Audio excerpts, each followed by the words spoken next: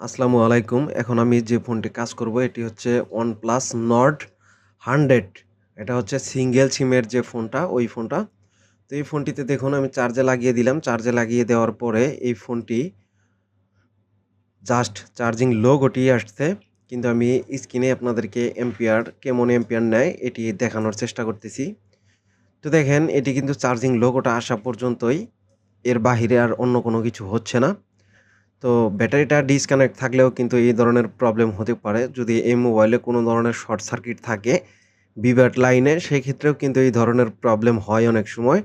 আবার অনেক ভাইয়েরা এখানে বলবেন যে ভিভ্যাট লাইনে শর্ট থাকলে এই ফোনটিতে লোগো কেমনেভাবে আসে?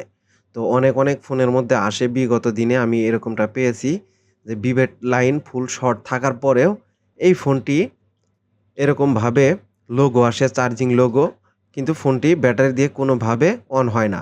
তো এখন আমি মাল্টিমিটার দিয়ে চেক করে নিচ্ছি যে ভিভ্যাট লাইনের যে লাইনগুলো রয়েছে, এগুলোকে আমি চেক করে নিচ্ছি। দেখেন ২ পাশেই কিন্তু এখানে গ্রাউন্ডিং দেখাচ্ছে। তার মানে এই বোর্ডটিতে ফুল শর্ট সার্কিট রয়েছে।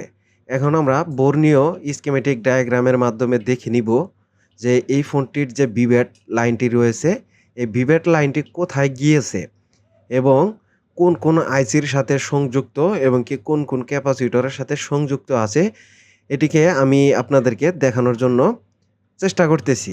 তো দেখেন এখানে একটি ক্যাপাসিটর আর একটি আইসি, আর এপাশে হচ্ছে আমরা যদি এদিকে যাই, এখানে আরও ২-৩ টা ক্যাপাসিটরের সাথে একটি আইসির সাথে যুক্ত হইছে। এখন এই শর্টটি এতটুকুর মধ্যেই আছে। আর এখানে আমি যে জিনিসটা আপনাদেরকে দেখাচ্ছি, এখানে সিম ভেজটা, যে সিম ভেজের নিচে যে ঢাকনাটা, সেই ঢাকনার নিচে হচ্ছে এই কম্পোনেন্টগুলো এখানে আছে।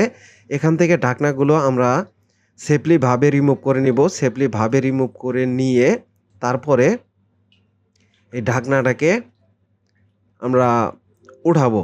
উঠানোর পরে দেখব যে এখানে কোন কম্পোনেন্ট বা কোন আইসিটা এখানে শর্ট রয়েছে, যেহেতু মাল্টিমিটারে শর্ট সার্কিট এখানে দেখাচ্ছে।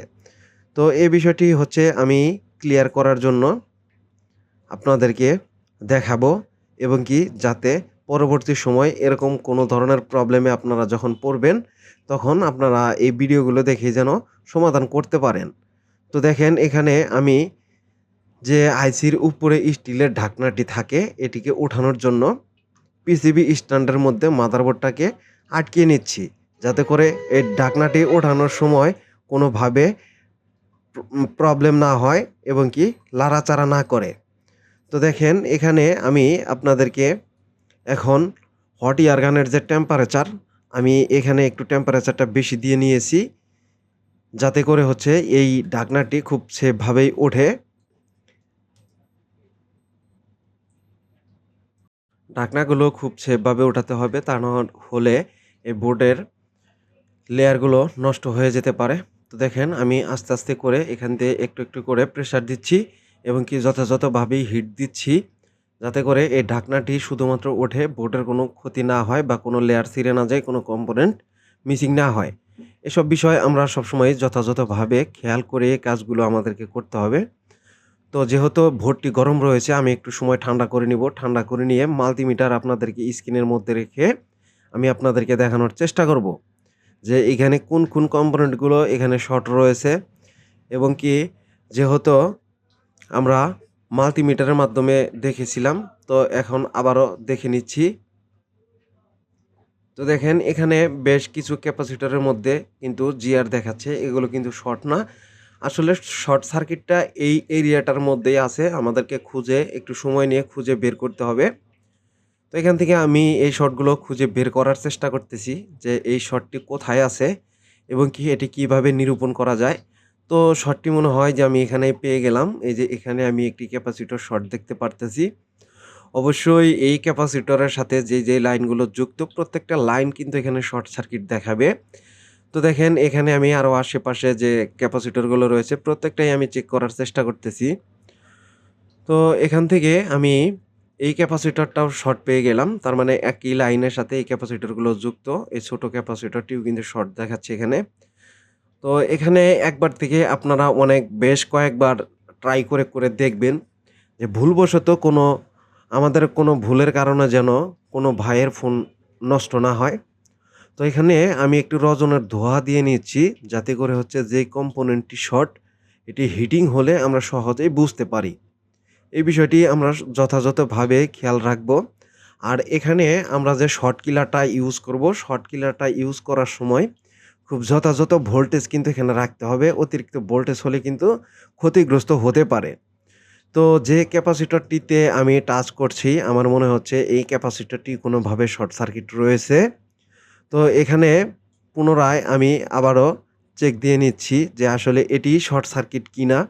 তো এখানে ক্যাপাসিটরটি কিন্তু ঘেমে যাচ্ছে। আমি এখান থেকে দেখতে পাচ্ছি। আপনারা বুঝতে পারতেছেন কিনা জানি না।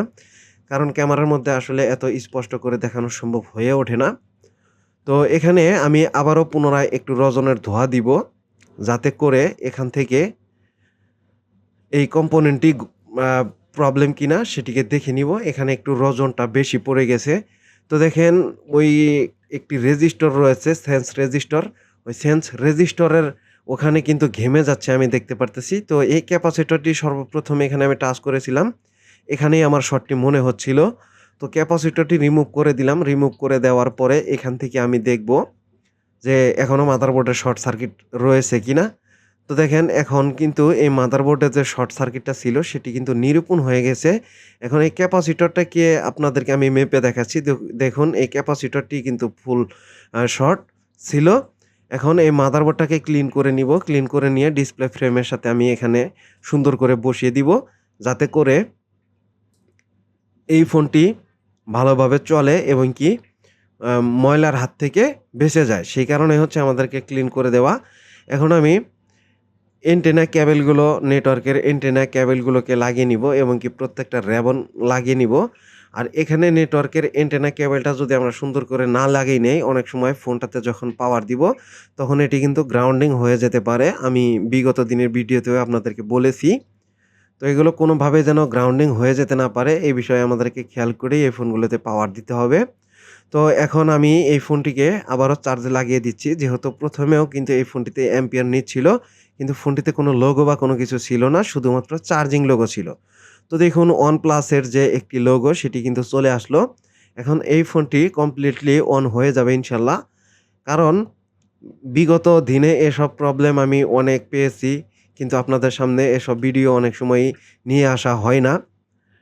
কারণ হচ্ছে যে সময় স্বল্পতার কারণে আমরা কাজগুলোকেই একটু প্রাধান্য দেই বেশি, যাতে করে হচ্ছে খুব অল্প সময়ের মধ্যে আমরা কাস্টমারকে ডেলিভারি দিতে পারি। একটি ভিডিও বানাইতে গেলে অনেকটা সময় লাগে। আর এই ফোনটি দেখেন কমপ্লিটলি ভাবেই কিন্তু চালু হয়ে গেছে। এই ফোনটির ব্রাইটনেস কম, যার কারণে এখানে আমরা ব্রাইটনেসটি বাড়িয়ে নিব। লক ছাড়া হচ্ছে ব্রাইটনেস বাড়ানো সম্ভব হয়ে উঠছে না। এটি কাস্টমারের থেকে লকটা নিয়ে নিতে হবে। আসসালামু আলাইকুম, সবাই ভালো থাকবেন।